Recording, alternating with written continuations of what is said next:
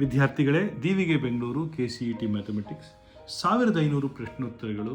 ಇದರಲ್ಲಿ 81 ಮತ್ತು 82ನೇ ಪ್ರಶ್ನೆಗಳನ್ನು ನಾವೀಗ ಡಿಸ್ಕಸ್ ಮಾಡ್ತಾ ಇದ್ದೀವಿ.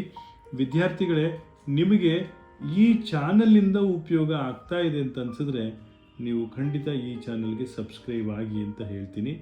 ಆದರೆ ಯಾವುದೇ ಒತ್ತಾಯಗಳಿರೋದಿಲ್ಲ, ಕನ್ವೀನಿಯಂಟ್ ಆದರೆ ಆಗಿ. ಪ್ರಶ್ನೆ ಹೀಗಿದೆ ನೋಡಿ, ಬಹಳ ಸಿಂಪಲ್ ಆಗಿದೆ question.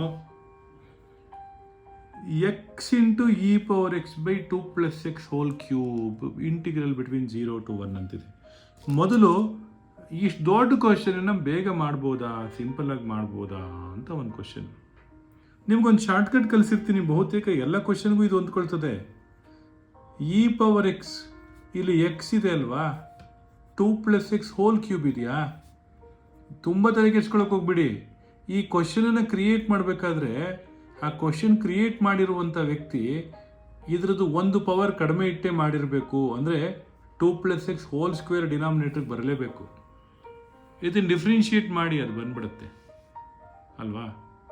So e power x divided by 2 plus x whole square ಆಯಿತು. You have to evaluate between 0 to 1.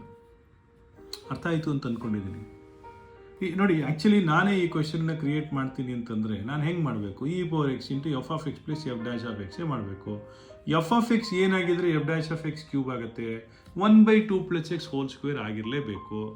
1/2 plus x whole ಸ್ಕ್ವೇರನ್ನು ಡಿಫ್ರೆನ್ಷಿಯೇಟ್ ಮಾಡಿದ್ರೆ ಏನಾಗುತ್ತೆ ಹೇಳಿ? -2/2 ಪ್ಲಸ್ ಎಕ್ಸ್ ಹೋಲ್ ಕ್ಯೂಬ್ ಅಂತ ಬರಬೇಕಲ್ವಾ. -2 ಅದನ್ನು ಮ್ಯಾನಿಪುಲೇಟ್ ಮಾಡಿದ್ರೆ ನಿಮಗೆ ಎಕ್ಸ್ ಬಂದ್ಬಿಡುತ್ತೆ, right?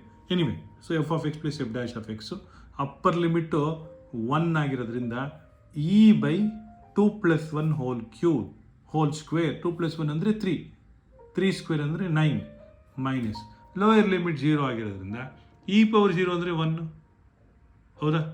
1/2 plus 0 whole square 1/4, right? e/9 minus 1/4. ನೋಡಿ, ಇಲ್ಲೇ ಇದೆ, ಕೆಳಗಡೆ ಇದೆ ಆನ್ಸರ್, ಅದೇ ಕರೆಕ್ಟ್ ಆನ್ಸರ್. ಎಷ್ಟು ಸಿಂಪಲ್ ಅಲ್ವಾ ವಿದ್ಯಾರ್ಥಿಗಳೇ?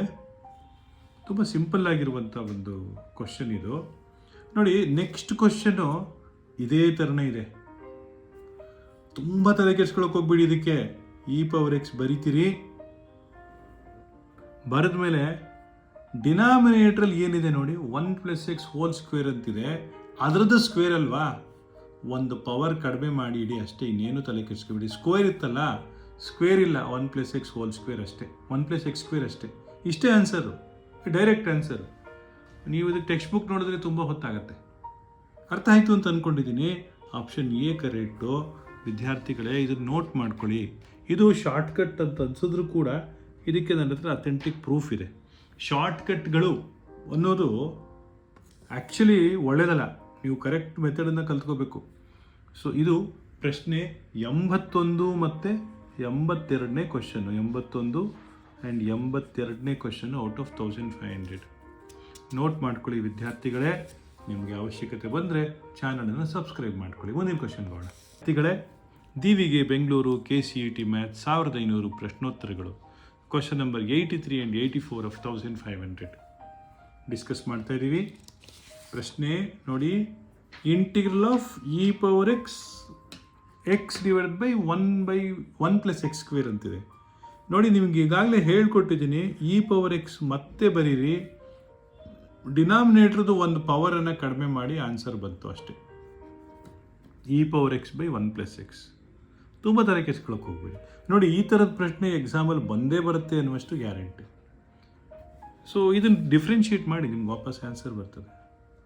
ನೆಕ್ಸ್ಟ್ ಕ್ವಶನ್ ಇದೆಯಲ್ಲ, ಇದಕ್ಕೇನು e power x divided by x plus 4 whole square ಅಂತಿದೆಯಲ್ಲ, ಎಕ್ಸ್ ಪ್ಲಸ್ 4 ಹೋಲ್ ಸ್ಕ್ವೇರ್ನ ಎಕ್ಸ್ ಪ್ಲಸ್ 4 ಅಂತ ಬರೆದ್ರೆ ಮುಗೀತು ನಿಮಗೆ ಕತೆ. e power x by x plus 4. ಆದ್ದರಿಂದ ಇದು ಆನ್ಸರು ಆಪ್ಷನ್ ಸಿ. ವಿದ್ಯಾರ್ಥಿಗಳೇ, ಅರ್ಥ ಆಗ್ತಾ ಇದೆ ಅಂತ ಅಂದ್ಕೊಂಡಿದ್ದೀನಿ. ನಾವೀಗ 83ನೇ ಪ್ರಶ್ನೆಯನ್ನು ಡಿಸ್ಕಸ್ ಮಾಡಿದ್ವಿ ಮತ್ತು 84ನೇ ಪ್ರಶ್ನೆಯನ್ನು ಕೂಡ ಡಿಸ್ಕಸ್ ಮಾಡಿದ್ವಿ. ಮುಂದಿನ ಕ್ವಶನ್ಗೆ ಹೋಗೋಣ, ನೋಟ್ ಮಾಡ್ಕೊಳ್ಳಿ.